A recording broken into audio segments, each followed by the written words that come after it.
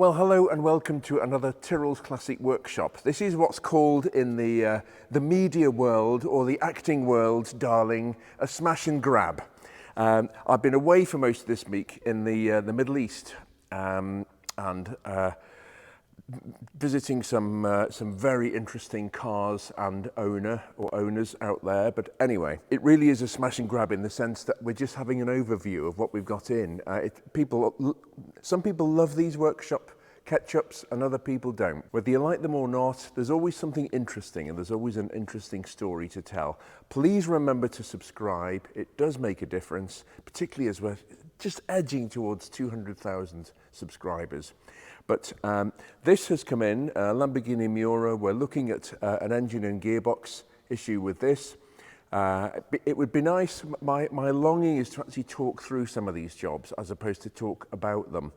But we don't, with the business being as busy as it is and all that, we don't always have the luxury of being able to stop and start and film and not film, etc.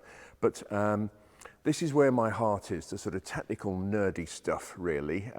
So I'm going to try and go back to that and incorporate that in the videos a bit more. But in the meantime, this has come in for some work. We've got another Miura or two on the way. I think a few years ago we had 7 Miuras and 5 Countaches in the workshop at the same time. Quite an amazing selection. But anyway, it's going to be a quick look at some of the cars we got in. We're up against some really tight deadlines with some of the jobs here. So let's have a quick look. Well, here we are up against a deadline deluxe with this car. This is a Lamborghini Espada Series 3. I've known this car for well over 20 years and been looking after it for really almost all that time. It's finished in the factory colour of Tahiti blue, and it wasn't Craig who did this, it was Mark, his predecessor, who did a complete retrim on the interior on this car. We're getting it ready for a show later on this week, so it's really, really under pressure. Craig's made up this headlining, which as you can see is sticking with bulldog clips, so that'll be the glue and that in. So there are rods go across the roof which fit into holes in the framework here, and then the headlining has intervals of stitching on the rods. That's how they're made at this time, and then as I say, Craig glues it into place, and then this will be trimmed, and then the windscreen rubber actually disguises it. It's very, very simple really, but requires a lot of, as opposed, like a lot of cars of this era, it is labour intensive. It's not just like a modern car, it's moulded, you just clip it into place. It's all hand worked. So we've got a job on our hands. It's well on the way, this car. The dashboard is the mouse hair that was beloved of Ferrari and Lamborghini and Maserati in certain cars of the 1960s and 70s. It's a flocked vinyl material, so it's got 0.5mm flocks covering it, which are glued on. And these fade badly in the UV light. And we've actually, I couldn't say how many dashboards on Ferrari Daytonas, Dinos, Espadas, Isleros we've done, because this material was it was very good in that it's non-reflective, so in the sunshine you don't have the shine of leather reflecting against the windscreen, which can cause big visibility problems obviously. But what happens is it does fade. We replaced this in the workshop here about 20 years ago, something like that. And this, again, had started to fade. The problem is they fade under UV light. And this, again, had started to fade. So what we've actually managed to do with this, rather than retrim it again, it's not too bad. I've seen a far worse than this. We've actually put some carpet dye on it, some automotive carpet dye.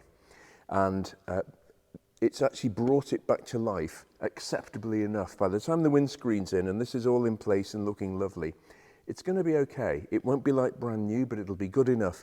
These are where the UV light hasn't got at it, at the vents here, you can see it's slightly darker, but it's minimal. It's minimal, so we'll just about get away with this. This is a lovely car. It drives ever so well. We've done loads of work on this car over the years, but we've got to turn this car around super quick, as in 3 or 4 working days. This car will not look like this. It will look far more like a finished Espada. So yeah, the pressure's on with this, but we can do it. Well, this is our Bentley S2 that we've been doing a lot of restoration work on. And this is at quite an interesting stage now. The inner wings are on. These are the brake fluid reservoirs, which go down with flexible hoses to the master cylinders, which are mounted on the chassis right down there, and are part of the brake trapeze mechanism, which I covered in a previous video some time ago. But we've actually returned these to their original nickel finish, bright nickel. A lot of people chrome them, which is not right. So I have noticed a couple of things while I've been away that have been done, which a couple of finishes which I'm not entirely happy with. We're going to have to redo those, which isn't terribly good news for Alex, who's been doing such magnificent work on this car. But the inner wings, and then you have obviously the front wing goes on here. One of the reasons why they had to shoehorn this engine in is because it was very much designed in the old coach building way. This is not a monocoque or unitary construction. It's a body that is piecemeal fitted to the chassis. So you've got the bulk of the body from the bulkhead back. I'm getting too many bulks in too many sentences here. Bulk of the body is from the scuttle or bulkhead back, which sits on various mounts on the chassis. And then the front end is constructed of these inner wings, and then the front wing proper, which goes over, the radiator there, and then the bonnet comes along here to the radiator shell. It's sort of like a great big jigsaw puzzle, but it works. They really did have to shoehorn this engine in. The steering box was originally on the inside of the chassis because it was a straight 6 in the S1, straight 6-cylinder engine, long and thin. And then when they brought the V8 out, they had to re-site the steering box on the outside of the chassis and have a gear mechanism transposing the steering effort from there, that's where the column is in line with, to there, that's where the box is. So they cleverly put it the other side of the chassis because this V8 is wide and short. Wrong shape for this car is what I'm trying to say. So Rolls-Royce and Bentley actually designed the cylinder heads to be canted in as much as possible so that the engine was as narrow as it could possibly be for a 90-degree V8.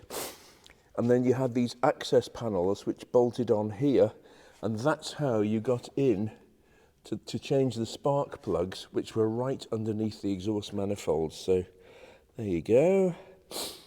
A real shoehorn job, and the maintenance obviously, in an ideal world, spark plugs at this time lasted 12,000 miles. But if you had an ignition problem, you could easily half that if a condenser went down or something like that. This is well on the way. Anyway, it'll be going off to the paint shop soon. We've got to put the radiator on it, which we've had record, build up the front end, the heater assembly, the great big heater unit and ventilation unit. There's your 2 inlets to different parts of the car. It comes in through here with this fan unit. And then the heater, so we reposition the heater and then put the wings on. So this is coming on well. We'll probably have some more interesting visuals in 2 or 3 videos time on this, but it's beginning to come on now. We can start to see that it's going to look lovely when it's finished. And then it's off to Ryan for him to do a magnificent job on the paintwork. So yeah, Bentley S2, that's where we're up to.